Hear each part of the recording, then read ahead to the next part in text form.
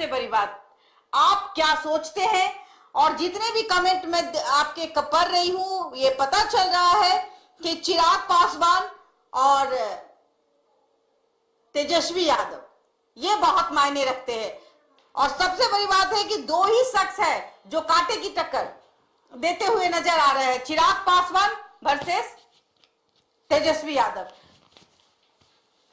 और फिर मैं एक झारखंड की तरफ ले चलूंगी आपको। आप आइए, झारखंड में भी सीटें जो है वो कहीं उथल पुथल देखने को मिल रही है। इंडिया 46 पे आ गई है, इंडिया जो है वो 46 पे आ गई है, जो कि कुछ घंटों से अगर देखा जाए तो 52-50 पे थी, लेकिन अब 46 पे आ गई है। और एनडीए जो है वो थोड़ी सी छलांग लगाते हुए नजर आ रही है, वो 33 पे आ गई है। कारण क्या है मैडम?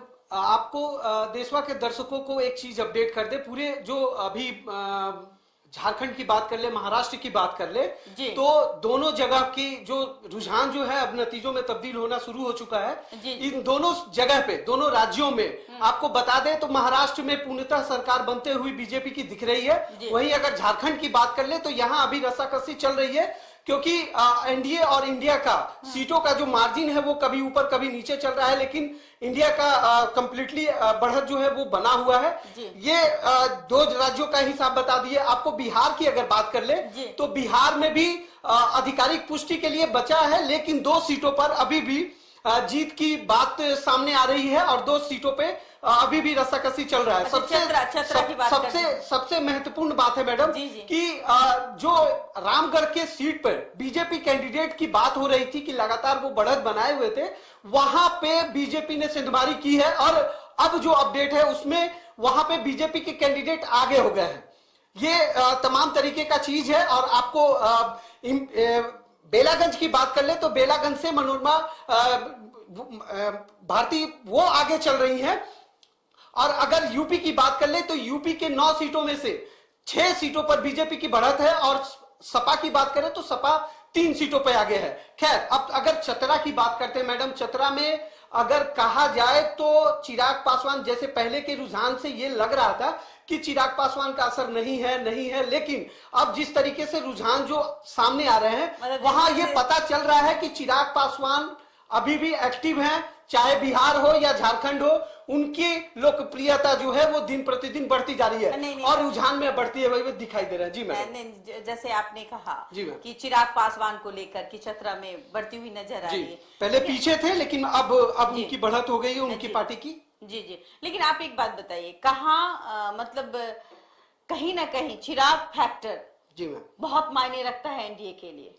अभी हालिया दिनों में जिस तरीके का लोकसभा का नतीजा रहा मैडम, बिहार में जिस तरीके से बिहार के लोगों ने, बिहार के युवाओं ने चिराग पासवान को अपना नेता माना, और जिस तरीके से लोजपा आर को जिस तरीके से सीट मिली, तो कहीं ना कहीं, और जिस तरीके का अभी हम लोग चुनावी सभा में भी जिस तरीके से देख रहे थे कि चिराग पासवान की सभाओं में युवाओं की भीड़ और जिस तरीके से लोगों की संख्या, हुजूम के हुजूम, हम लोगों ने बहुत खबर इस पे चलाया मैडम, लोगों की जिस तरीका जुटान उनके सभाओं में हो रहा है, उनको सुनने के लिए लोग आ रहे हैं, तो ये तो जाहिर सी बात है कि बिहार में बिहार में उनका वर्चस्व, उनका प्रभुत्व जो है राजनीति के बहुत ज्यादा बढ़ चुका है। यही तो नतीजा है कि जो एक समय के लिए नीतीश कुमार एक तरफ, एक समय था कि नीतीश कुमार सुशासन की सरकार, बस नाम हुआ करता था, एक नाम था सुशासन की सरकार, नीतीश कुमार। अब की बार नीतीश कुमार, लेकिन कहीं ये नीतीश कुमार को टक्कर देते नजर नहीं आ रहे। एकदम वही तो मैं बार बार कह रहा हूं, अगर ऐसा नहीं होता तो नीतीश कुमार भी अब अपनी चुनावी सभाओं में, नीतीश कुमार को अगर मुख्यमंत्री बिहार का देखा जाए, बिहार में मुख्यमंत्री कौन? अब देखिए, मैं बिग ब्रेकिंग न्यूज, चतरा के लिए जो भी लोग कमेंट कर रहे हैं हमारे चैनल पर, तो मैं बता दूं, चतरा से 3000 वोटों से चिराग पासवान के कैंडिडेट आगे हैं। और ये सबसे बड़ी खबर है आप लोगों के लिए। और जो लोग बेसब्री से इंतजार कर रहे थे कि कौन चतरा से जीत रहा है, कौन आगे कौन पीछे है, तो मैं बता दूं आपको कि चिराग पासवान का जादू यहाँ चलते हुए नजर आ रहा है। और 3000 वोटों से चिराग पासवान के कैंडिडेट चुके हैं। और इस पे एक अपडेट मैं भी दे दूं आपको, बरहेट सीट से हेमंत सोरेन आगे चल रहा है। आपको बता दें मैडम, आप जो बात बोल रही है ना चिराग पासवान, जिस तरीके से चिराग पासवान का कद इन दिनों बढ़ा है और मोदी जी के नजर पे भी वो बहुत ज्यादा चढ़े हुए हैं, जहां जाते हैं उनको अपने साथ बिहार के दौरे पे रखते हैं, क्योंकि जिस तरीके का हुजूम उनकी सभाओं में, मुख्यमंत्री कौन, नहीं ये तो आने वाला समय बताएगा मैडम, लेकिन अभी जो लेकिन लोग जिस तरीके से बीजेपी भी कहते हैं कि अगला मुख्यमंत्री नीतीश कुमार के नेतृत्व पे लड़ा जाएगा, जिस तरीके से आप देखिए कि चिराग पासवान की लोकप्रियता या कद जी बहुत ऊपर जा चुकी है, कहीं ऐसा तो नहीं कि आने वाले समय 25 में अचानक से पता चले कि चिराग पासवान मुख्यमंत्री बन गए?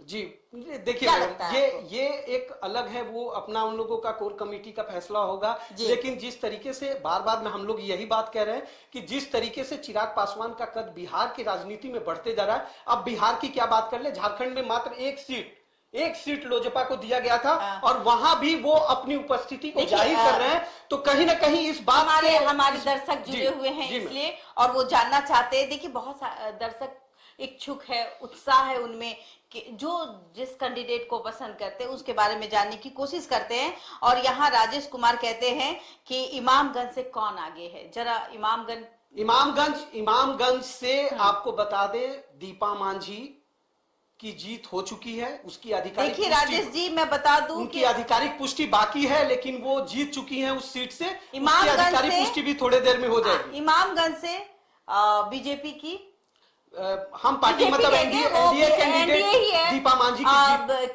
अगर देखा जाए जी तो डबल इंजन की सरकार है जी, और अगर बीजेपी को ना ले तो मसाला नहीं मिलता जी।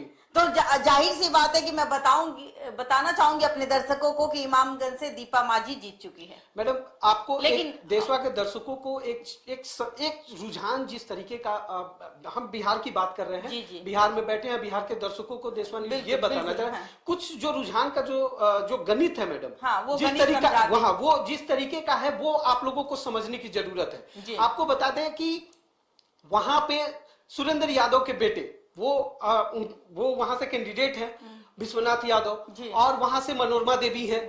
उन दोनों के बीच में जिस तरीके का रुझान, मतलब जो रुझान जो आ रही है अब नतीजों में तब्दील होगी थोड़ी देर में, जिस तरीके का दोनों के बीच में गैपिंग, जिस वोट का जितने का मार्जिन हो रहा है उतना ही वोट जन सुराज की पार्टी को मिल रहा है।